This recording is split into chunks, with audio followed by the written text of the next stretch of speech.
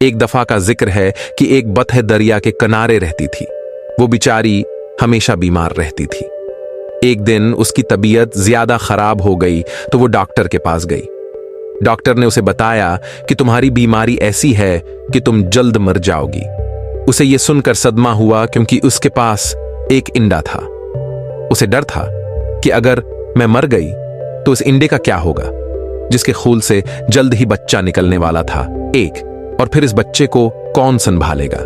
लिहाजा वो अपने सब दोस्तों के पास गई जो जंगल में रहते थे।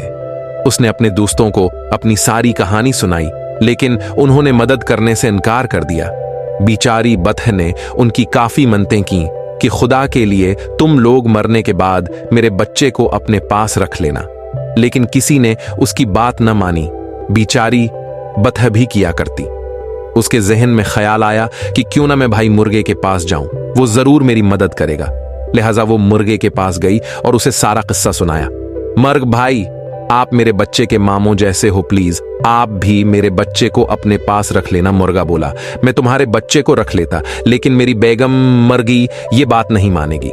लिहाजा मुझे बहुत अफसोस से कहना पड़ रहा है कि मैं ये काम नहीं कर सकता, मुझे माफ कर देना। बतख इधर से मायूस होकर अपने घर वापस आ गई और सोचना शुरू कर दिया कि अब क्या किया जाए। अचानक उसके जहन में एक तरकीब आई और उसने मौके ढूंढकर यह काम इंजाम दे दिया और खुद जाकर एक दरख्त के किनारे बैठ गई। बतख की तबीयत बिगड़ गई और ऐसी बिगड़ी कि वो वहीं मर गई। जब मर्गी के बच्चे अंडों से बाहर निकले तो उनमें एक बतख का बच्चा भी था।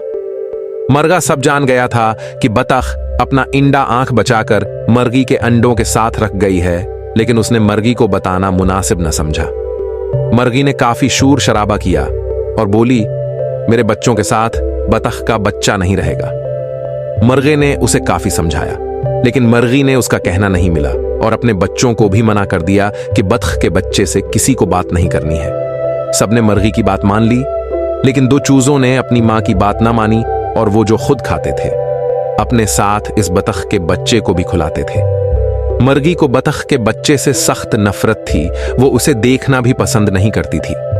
एक दिन मर्गी के जहन में ख्याल आया कि हम सब मिलकर दरिया के किनारे सैर को जाएंगे, सब वापस आ जाएंगे और बतख के बच्चे को वहीं छोड़ आएंगे।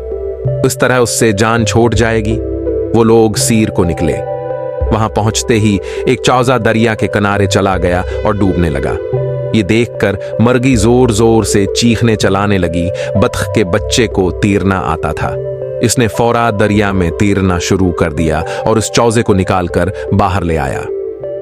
मर्गी ने जब ये देखा तो उसे अपने कहे पर काफी शर्मिंदा हुई और उसने बतख के बच्चे से माफी मांगकर उसे अपना बेटा बना लिया। उस तरह वो सब हंसी खुशी रहने लगे। देखा बच्चू, कैसे बतख के बच्चे ने मर्गी के बच्चे को बचा लिया और कैसे उसका भला हुआ। इसीलिए तो कहते हैं कि कर भला तो हो भला।